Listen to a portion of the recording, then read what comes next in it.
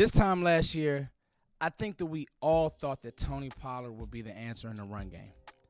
The truth is he wasn't. Now, got to be fair, he was coming off the injury versus San Francisco, but I think that we all believed that he had more pop, more juice, and was really primed to step in for Zeke and carry the load.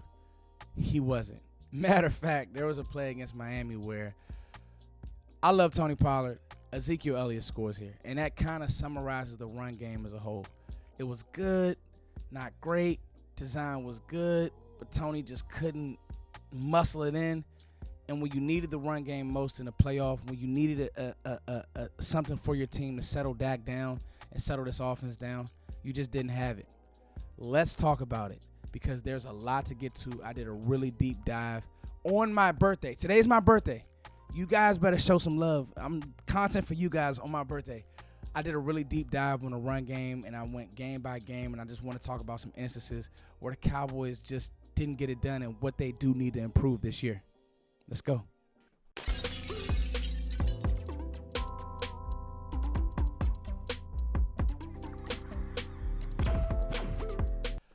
Fixing the Cowboys run game. That's the title of this video. And I think this is a 3-part deal. All right, and I wrote it down. There was no movement. Absolutely no movement. And the culprit for that was Tyler Biadasz. He was too little. If he had a shaded one, if he had a zero tech, if he had any type of nose tackle over top of him, he did not get movement. It is what it is. He's a small center. He did a great job pulling, and I'll even show some of his good film, but he just did not get movement, and it is what it is. Scheme. The scheme at times just didn't make sense. I like us being a heavy gap scheme, especially with our best blocker being Tyler Smith. But the scheme at times just didn't make sense. And then, honestly, on top of scheme, everybody took a chance or everybody had a loaf. There was times in pass pro, Terrence Steele was just, he gave up 65 pressures last year. There was times he was just awful. There was times as a run blocker, and Tyron Smith was ranked 29th out of starting left tackles. He was awful. Tyron Smith, reach blocks, he wouldn't stay engaged, certain things like that. He was just awful. The only two consistent really run blockers play in and play out were Zach Martin, and he had his whiffs, and obviously our best, to me, O-lineman last year, who was Tyler Smith. So what did the Cowboys do in the offseason? They go out, they draft Tyler Guyton, who, I'll be honest with you, will he be a better player than Tyron Smith right now? Probably not. Will he be a better run blocker and give more effort and play with more pop? Maybe, because the film I watched, Tyron Smith, outside of reaches and, pin pull where he's just running and getting in the way, he didn't really do much in the run game. And people don't want to hear that, but it's the truth. He didn't do much in the run game. So you go out, you draft Tyler Guyton. It's all these Tylers, Tyrons, Tyler Guyton. And then you draft Cooper Beebe, who I think instantly, if nothing else, you're not going to move Cooper Beebe. So attacking it in the draft is one thing.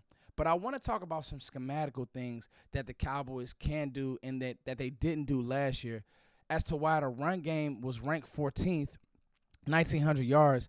But when you needed it most in the playoffs, it wasn't good enough. And Tony Pollard's vision wasn't good enough. And I'm hoping that Rico Dowdle can suffice. And in the 20, in the goal line area, you can get something from maybe Zeke, Royce Freeman. You can suffice something. Because I will tell you this, Hunter Luepke is a really good player.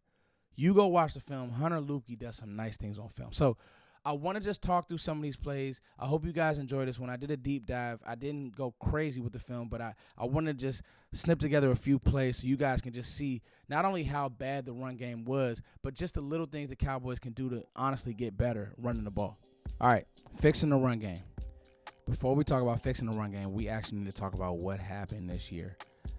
It wasn't awful, but it wasn't good enough, and you weren't able to rely on your run game in the playoff game versus Green Bay. You had nothing. That they weren't scared of it.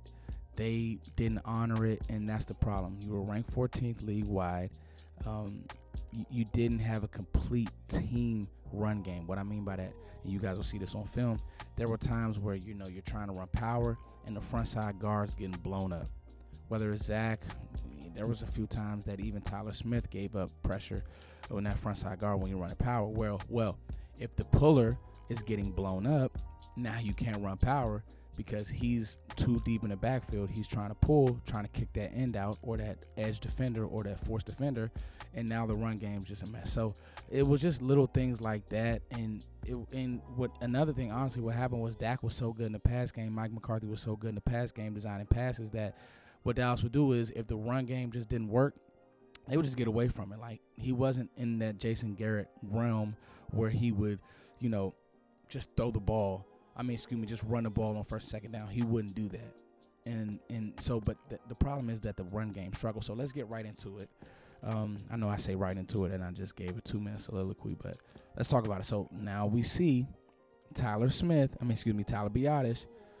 He struggled this game versus Reed in the Seattle game, but he has a 0 tech, so he's head up, 0, head up.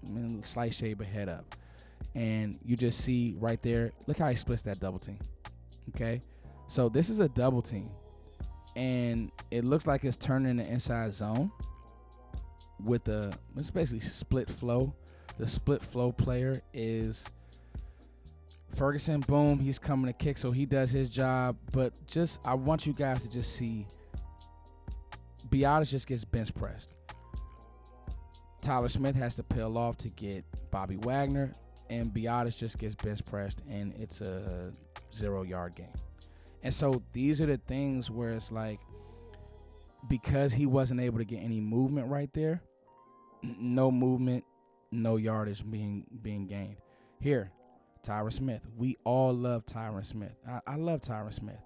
That's against a rookie. That's a normal reach block, and he just doesn't stay attached. We'll run it back again. This is a normal reach block, guys. This isn't anything special. All he has to do is stay attached, run his feet, and that's what I mean by the effort part of it at times just wasn't great. And that's what you get when you have guys that aren't practicing, aren't doing certain things. Now, this was one of the more better block plays of the year. And Chuma, look at Chuma's effort right there. He's giving great effort, but what happens is, look at Tony Pollard's vision. He needs to stick this D gap right here. Boom. He needs to turn upfield. And it's outside zone, so I understand why he kind of pressed it to that C area. But if he's reading Chuma's block correctly, Chuma has leverage, and he's kicking him out. So why is Tony running outside? Stick your foot in the dirt. That would have been 7 more yards, okay? He runs to where the defense is, and that was an issue. Okay, this was one of the more – that was awful, okay? This is same side GT counter. Same side counter, and it just looks like a cluster negative gain Y. Same side counter. So he's on the same side, and it's it's not GT, it's power. Same side. Watch Terrence Steele get destroyed. Terrence Steele literally gets bull rushed 3 yards into the backfield. Okay, run it here. Watch Terrence Steele right here. Boom. Bull rushed. The pull can't even get to the edge defender. Tony Pollard has to change his path. Negative play. That can't happen. This was one of the worst plays of the year, and it's a play that, we'll forget about, but Terrence Steele literally caught him. Look at Terrence Steele right here.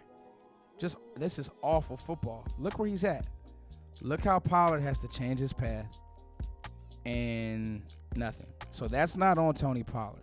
And that's a beautiful gap scheme, but again, nothing. So we got orbital return here.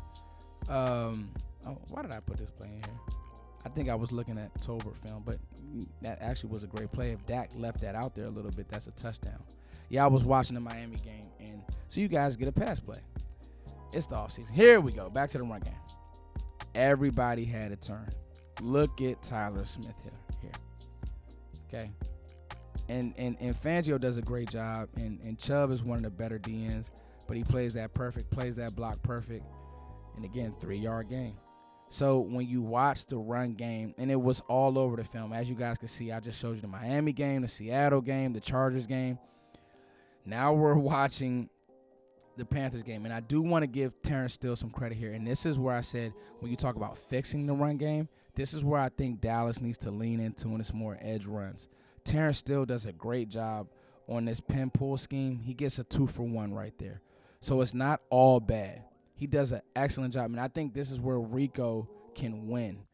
okay, because Rico is fast. If you remember, Rico Dowdle used to return punts and not return punts, but he used to return kicks for the Cowboys. Gets out there 1-2, boom. Even look at Biotis getting in some of the action. So that was one of the better run schemes of the year.